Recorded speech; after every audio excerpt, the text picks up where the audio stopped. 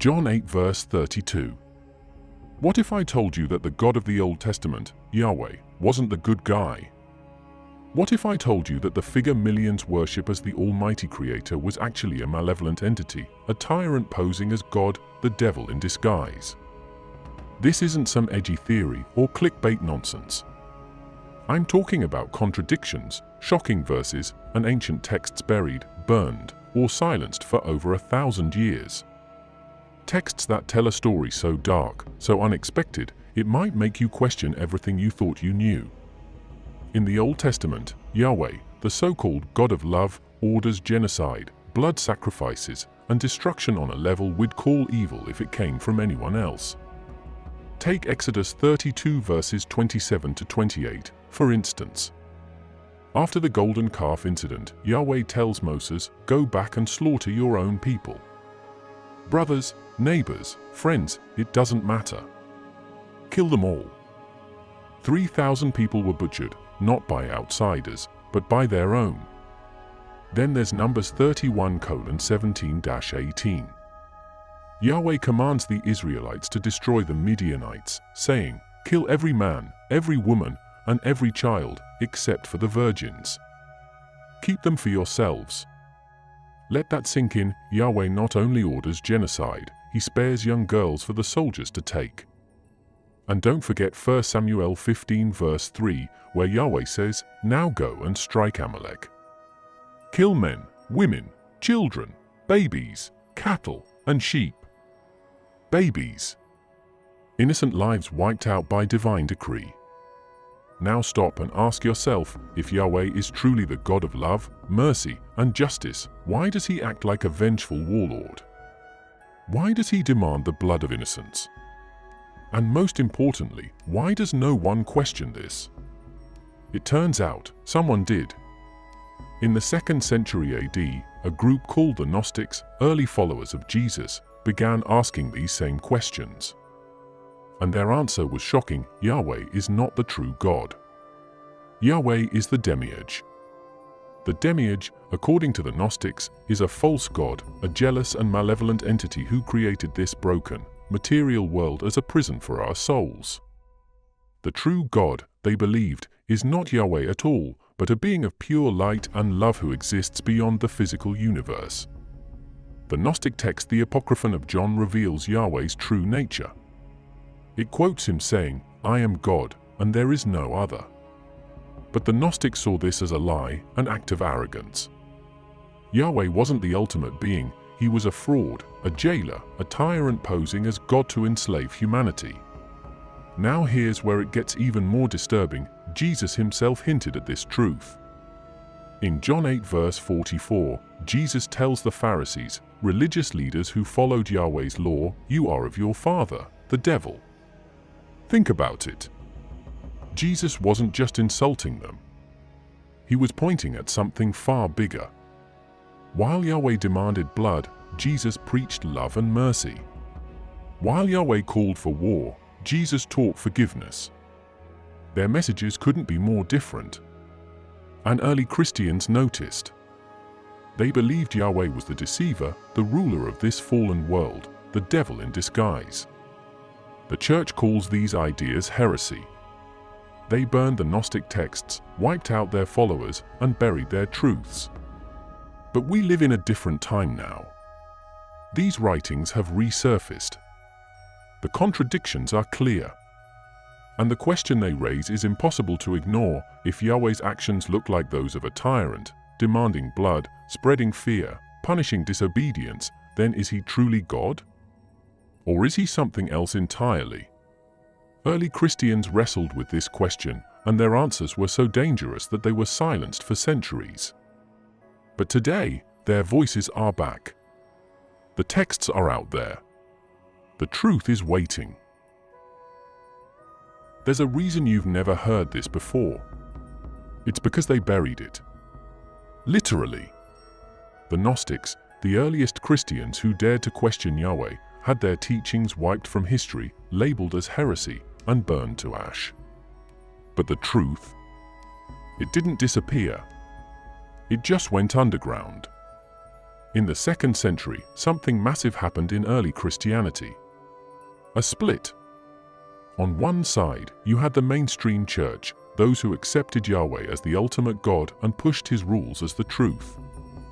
On the other, there were the Gnostics, a radical group who looked at Yahweh and said, "Wait a second, this doesn't add up." And what they discovered? It was dangerous enough to shake the very foundation of religion. The Gnostics believed that Yahweh wasn't God at all, but the Demiurge, a lesser, flawed being who created the material world, not as a gift to humanity, but as a prison. Think about that. The entire physical world we live in, every breath we take, every struggle, every bit of suffering, all of it, a trap. Designed to enslave our souls, to keep us from reaching the true God. Now, where did this idea come from? It wasn't random. The Gnostics weren't lunatics making stuff up. They were reading the same scriptures you read today. But they didn't stop there. They also had access to other texts that the church later buried. Take the Apocryphon of John, for example. This is one of the most revealing Gnostic texts ever found, discovered in a jar buried deep in the sands of Egypt in 1945. In it, Yahweh is exposed as a jealous, arrogant entity. He declares, "I am God, and there is no other." But according to the Gnostics, this wasn't the voice of the ultimate creator. This was the voice of a liar, a being so deluded by his own power that he tricked humanity into worshipping him. Now, here's the kicker, this arrogance wasn't unique to Yahweh. The Gnostics compared him to other gods and kings of the ancient world. Think about it. Every tyrant in history, the warlords, the emperors, what's the first thing they do when they seize power? They demand worship. They insist they're divine. To the Gnostics, Yahweh wasn't the God of all creation. He was just another tyrant, one with enough power to create, yes, but still imperfect, flawed, and driven by jealousy. Sound familiar? You've read about that jealousy in the Old Testament, haven't you? A God who says, "You shall worship no other gods, for I, the Lord, am a jealous God." Exodus 34 verse 14. But the Gnostics took it one step further. They claimed Yahweh didn't want humanity to know the truth. The truth that we're not meant to be slaves, we're not supposed to live trapped in his flawed, physical world. In fact, they believed Yahweh's greatest crime was keeping humanity ignorant of its own divine potential. Here's where it gets wild. The Gnostics believed that a spark of the true God, the real creator, exists inside each of us. Call it a soul, a divine light, whatever you want. And Yahweh? He did everything in his power to keep that spark from igniting. That's why the Gnostics called him the ruler of darkness, the jailer, the deceiver. Now think about the Garden of Eden. In the mainstream story, Yahweh forbids Adam and Eve from eating the fruit of knowledge. He tells them, "If you eat it, you will surely die." But here's the plot twist. The Gnostics believed the serpent in the garden, the one Christians have been taught to fear, wasn't evil at all. The serpent was the liberator. The one who told humanity the truth, "Eat this, and your eyes will be opened. You will become like gods."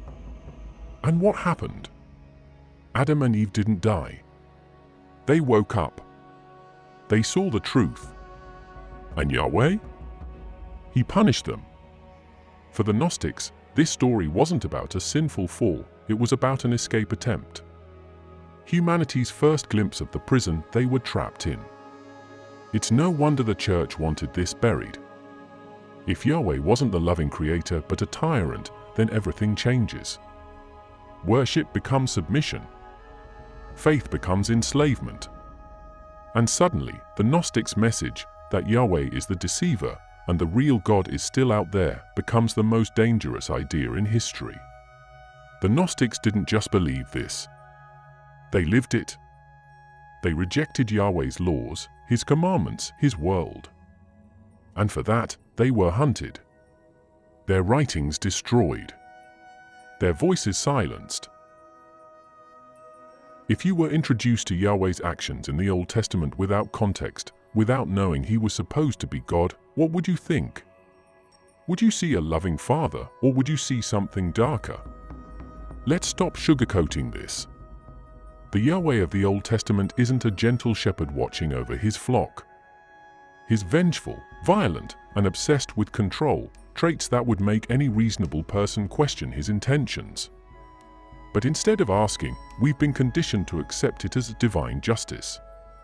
Take a closer look, and you'll see a pattern.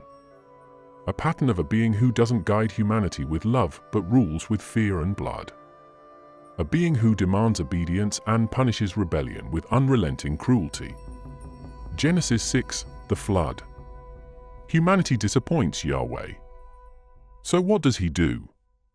He decides to wipe the slate clean. Not with a lesson. Not with mercy. With mass extinction. He drowns the entire planet, men, women, children, everyone. Imagine the screams. The terror. Entire families clawing to stay alive as the waters rise. And for what? Because Yahweh decided humanity wasn't living up to his standards. This wasn't correction. It was annihilation. Leviticus 10, Nadab and Abihu. Two priests, the sons of Aaron, offered strange fire in Yahweh's temple. What's their punishment? Death by divine fire. No second chances, no warnings, just instant obliteration. Think about this, two men, likely trying to serve the same God they were raised to revere, made one misstep, and Yahweh burned them alive. 2 Samuel 6, Uzzah. Uzzah sees the Ark of the Covenant, Yahweh's holy artifact, about to fall. Acting on instinct, he reaches out to steady it. His reward? Yahweh strikes him dead on the spot. Let that sink in, a man dies for trying to protect something holy. This isn't love. This isn't compassion. This is a God who values power over people, obedience over understanding. And yet, we're told to revere him without question. Now look at Yahweh's relationship with his chosen people. You'd think he'd be protective, nurturing, like a father. But no. Yahweh demands absolute loyalty. And when the Israelites falter, he unleashes brutal punishment. Numbers 14, the wandering. The Israelites, exhausted and afraid, question Yahweh after hearing reports of giants in the Promised Land. Their crime? Doubting him. Their punishment? Wandering in the desert for 40 years, until an entire generation dies off. He makes them pay with their lives, simply for being afraid. And then there's Yahweh's obsession with blood sacrifice. Animal blood. Human blood. From the near sacrifice of Isaac in Genesis 22 to the countless lambs, bulls, and doves slaughtered in his name, Yahweh seems to crave it. He demands it constantly, whether for forgiveness, for favor, or just to appease him. In Exodus 12, he even orchestrates the killing of Egyptian firstborns, innocent children, as part of his wrathful plan to prove a point to Pharaoh. Now, let's stop pretending this is normal. These aren't the actions of a benevolent creator. This is the behavior of someone, or something, that thrives on control, punishment, and fear. The Yahweh of the Old Testament doesn't sound like a loving God. He sounds like a jealous king, a dictator, a tyrant. And this isn't an accident. These stories aren't misunderstood or mistranslated. They are written plainly, boldly, in the very text we've been told is holy. The early Christians, the Gnostics, saw Yahweh's actions for what they were, proof that he wasn't the true God. They believed Yahweh was a false god, a demiurge, who ruled not with love but with iron-fisted dominance over a broken, physical world. Now here's where things get chilling. If Yahweh was powerful enough to create this world, to demand worship, to punish rebellion, then who, or what, was he really? The Gnostics believed he was a being consumed by arrogance and pride. A being who wanted to be God but could never truly be divine. Look back at Yahweh's own words in Isaiah 45 verse 5, "I am the Lord, and there is no other." Sounds familiar, doesn't it? It's the cry of a ruler desperate to establish his authority, terrified of being questioned. So I'll ask you this: if a king ruled your land the way Yahweh ruled his people, killing those who disobey, punishing those who doubt, and demanding sacrifice after sacrifice, would you call him a just king? Or would you call him a tyrant? For centuries, Christianity has been built on the idea that Jesus and Yahweh are one and the same, that the God of the Old Testament is the Father Jesus speaks of. But if you pay attention to what Jesus actually says and does, you'll notice something shocking. He doesn't act like Yahweh. He doesn't sound like Yahweh. And most importantly, he challenges Yahweh's entire system. Look at the Sermon on the Mount in Matthew 5. Jesus says, "You have heard it said, eye for eye, tooth for tooth. But I tell you, do not resist an evil person. If anyone slaps you on the right cheek, turn to them the other cheek also." Stop right there. Eye for eye, tooth for tooth, where does that come from? Yahweh. That's his law. It's straight out of the Old Testament, Exodus 21 verse 24, a law of vengeance, punishment, and equal harm. But Jesus? He rejects it completely. He replaces it with something Yahweh never taught: mercy, forgiveness, radical love. This isn't just Jesus clarifying the old laws. This is him dismantling them, line by line, command by command. He's not following Yahweh's rules, he's overturning them. And it doesn't stop there. In John 8 verses 3 to 11, when a group of Pharisees brings a woman caught in adultery to Jesus, they cite Yahweh's law. The law of Moses commands us to stone such women, they say. And they're right. Leviticus 20 verse 10 says she should die. That's Yahweh speaking. That's his rule. But Jesus? He doesn't obey it. Instead, he bends down, writes in the sand, and says, "Let him who is without sin cast the first stone." And one by one, the accusers leave. Jesus looks at the woman and says, "Neither do I condemn you. Go and sin no more." Think about that. Jesus ignores Yahweh's law entirely. The punishment Yahweh demanded? Gone. The blood Yahweh craved? Denied. Jesus doesn't just save the woman, he exposes the cruelty of Yahweh's laws and reveals a different path. And here's where it gets even more intense. In John 8 verse 44, Jesus says to the Pharisees, "Men who upheld Yahweh's laws, you are of your father, the devil." Let that sink in. The Pharisees were Yahweh's most loyal followers. They enforced his commandments. They lived by his laws. And Jesus looks them in the eye and calls them children of the devil. He doesn't say this lightly. He's drawing a line. He's showing us that Yahweh's system, built on fear, punishment, and blood, is not from the true God. It's from something else entirely. And here's the question nobody wants to ask: if Jesus came to reveal the true God, then who exactly was Yahweh? Because Jesus' Father doesn't demand sacrifices. He doesn't command genocide. He doesn't drown the world in anger. Jesus' Father is described as light, as love, as spirit. But Yahweh? He's a jealous ruler, a warlord, a being who says in Deuteronomy 32 verse 39, "I put to death and I bring to life. I wound and I heal." That's not the God Jesus points to. Even the way Jesus speaks about the Father is different. In John 18 verse 36, Jesus says, "My kingdom is not of this world." Yahweh's kingdom is this world. He created it, ruled over it, and demanded worship from its inhabitants. But Jesus? He points beyond it, to something higher, something purer.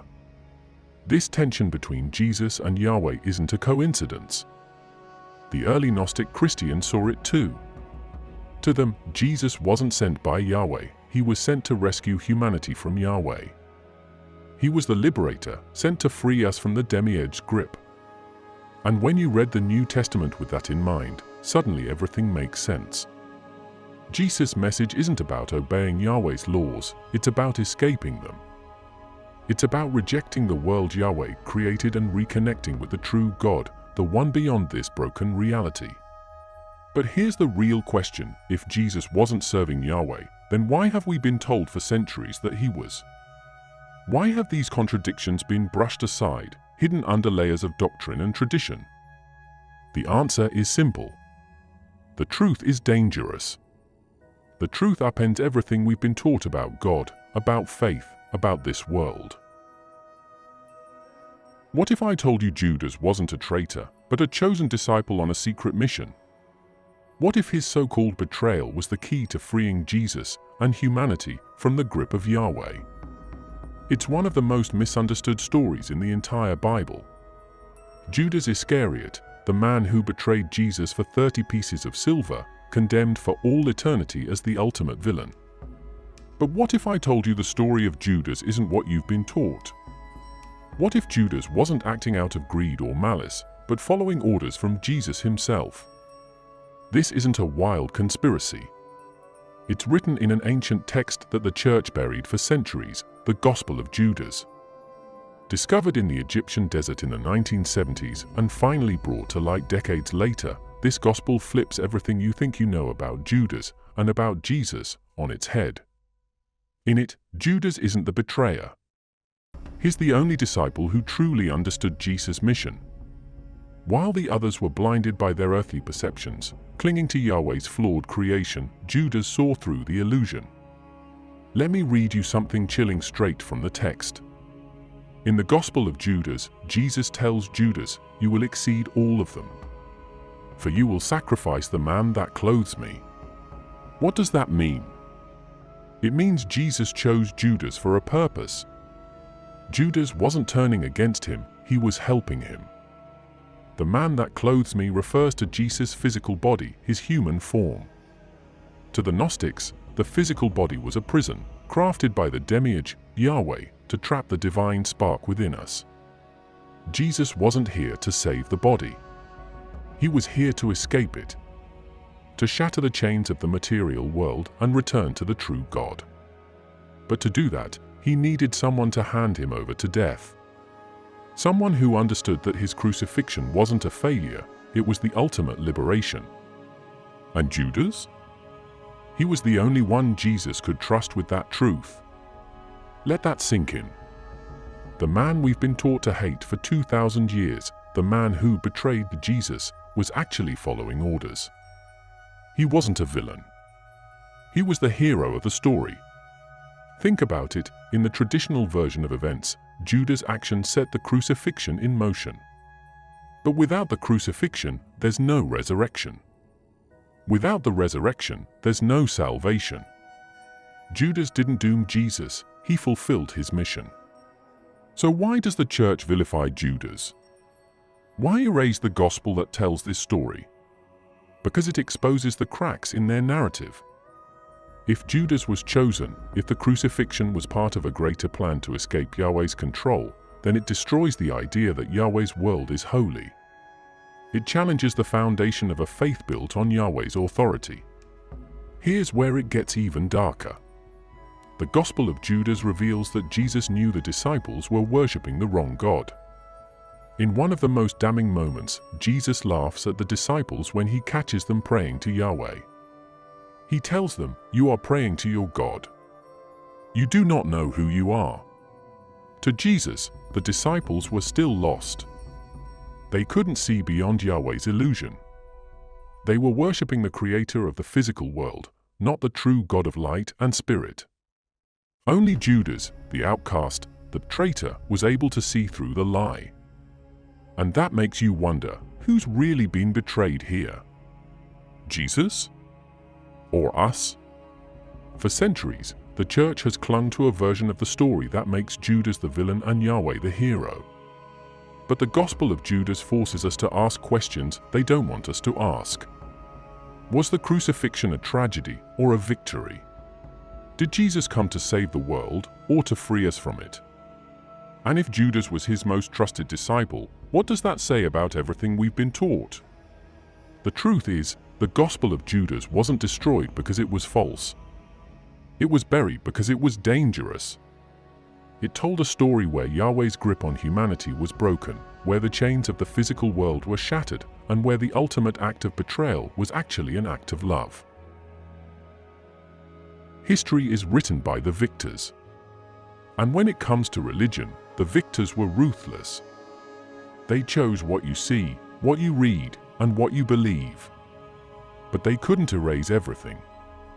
Hidden texts, lost scrolls, and banned gospels still survive, and they tell a story the church doesn't want you to hear. The Bible we have today isn't the whole story. It's the edited version. Carefully curated. Sanitized. But what happens when we look at the texts they rejected? Texts found buried in the deserts of Egypt, sealed away in forgotten caves, or passed quietly among outcast sects. What happens when we dig into the Dead Sea Scrolls, the Nag Hammadi Library, and the texts of early Christian mystics? Here's what we find: a world of belief that's completely different from what mainstream Christianity has told you for centuries. A world where Yahweh isn't the all-loving God, but something far more sinister. Let's start with the Dead Sea Scrolls, ancient Jewish manuscripts discovered in Qumran in the 1940s. Among these scrolls, we find an unsettling portrait of Yahweh. In one text known as the War Scroll, Yahweh is depicted as a god of vengeance, commanding his followers to slaughter their enemies in the war of the sons of light against the sons of darkness. It describes divine-led battles, bloodshed, and destruction as Yahweh demands absolute dominance. This wasn't a spiritual god. This was a warrior king. The War Scroll strips away any illusion of love or mercy and reveals Yahweh as a being consumed with power and violence, just like the Gnostics warned. Then there's the Nag Hammadi Library, a collection of ancient texts discovered in 1945, written by early Christians who questioned Yahweh's true identity. One of the most fascinating texts is the hypostasis of the archons, which goes deeper into the creation story than Genesis ever did. According to this text, the world wasn't created by a benevolent God. It was created by the archons, lesser rulers led by a jealous and corrupt being with the Demiurge. Sound familiar? The Demiurge is none other than Yahweh. But here's the twist: the true God didn't create this broken world. He exists beyond it. His pure light and spirit, completely separate from the material prison Yahweh crafted. This explains why Yahweh acts the way he does in the Old Testament. He's not all-powerful or all-loving. He's a flawed creator, desperate to be worshipped. The archons, the rulers under him, keep humanity blind, trapped in a cycle of ignorance and suffering. And guess what? Early Christian mystics saw this too. The church tried to erase their voices, but their writings survived in whispers and fragments. The 2nd century Christian philosopher Marcion of Sinope was one of the first to call out Yahweh for who he really was. Marcion argued that Yahweh, the God of the Old Testament, was not the same as the Father Jesus preached. To Marcion, Yahweh was a lesser God, a tyrant who ruled through law and punishment, while the true God was a God of love, revealed only through Jesus Christ. Marcion's teachings spread like wildfire, and for a moment, the church couldn't stop it. People began to question the Bible. They started to see the contradictions. But then, the church declared Marcion a heretic, burned his writings, and stamped out his movement. This is how history works. Voices that challenge the narrative are erased.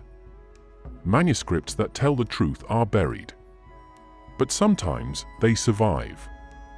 And when they do, they reveal a disturbing pattern. Yahweh's actions match the description of the Demiurge. A being who traps humanity in a material world, demands obedience, and punishes anyone who questions him. Look at the mythologies of other ancient cultures. The Babylonians had Marduk, a jealous and vengeful god of creation and war. The Canaanites worshipped Baal, another god who demanded sacrifice and total submission. The similarities are eerie.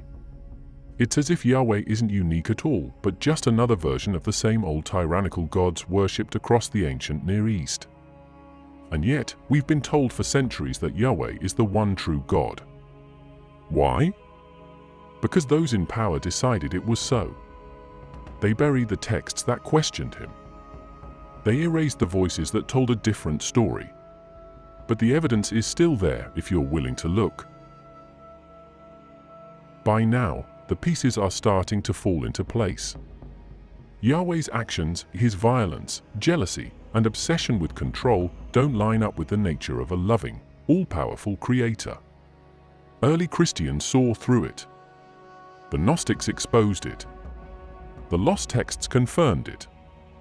Yahweh wasn't God, he was the Demiurge, a lesser being who created this physical world as a prison. The Gnostics believed that a divine spark, a fragment of a true God, exists within each of us. They called it the light, the eternal part of our being that Yahweh can't control. It's the part of you that feels restless, that feels trapped, that knows, deep down, that something about this world doesn't make sense. The Demiurge, Yahweh, crafted the physical realm to trap that spark, to blind us, to keep us focused on material things, fear, survival, wealth, power, anything to keep us from realizing the truth. This is why Yahweh demanded worship. This is why he punished rebellion. Because if humanity ever woke up, if we ever saw through the illusion, his power would vanish. Now, here's where it gets interesting. Jesus didn't come to save us in the way the church teaches. He didn't come to fix Yahweh's broken world. He came to show us how to escape it, to reveal the true God, a being of light, love, and spirit that exists beyond this corrupted creation. In the Gospel of Thomas, one of the texts discovered in the Nag Hammadi Library, Jesus says, "If you bring forth what is within you, what you bring forth will save you. If you do not bring forth what is within you, what you do not bring forth will destroy you." What is within you? That spark, that divine light, that piece of the true God that Yahweh tried to bury. The Gnostics believed that salvation wasn't about obeying laws, worshipping a jealous God, or waiting for the end of the world. It was about knowledge, gnosis, the realization of who you really are. Yahweh wants you to think you're small, powerless, and sinful, that you need him. But Jesus came to show you the opposite, that you're divine, eternal, and connected to something greater. This changes everything. The Gnostics were telling us that the true God isn't a ruler or a judge. He doesn't demand sacrifice. He doesn't punish or condemn. The true God is light, and he wants you to awaken, to see Yahweh for what he is, a fraud, a deceiver, a jailer. And that's why the church tried so hard to silence this message. Because a world where people know the truth is a world where Yahweh loses his grip. A world where fear, guilt, and control no longer work. So, here we are, 2,000 years later, holding the fragments of a forgotten truth. The pieces of a puzzle that the victors of history tried to destroy. But now you know. The texts are out there. The voices of the Gnostics are rising again. And the question remains, what will you do with this knowledge? Maybe this video shakes you. Maybe it makes you question everything you've been taught. That's good.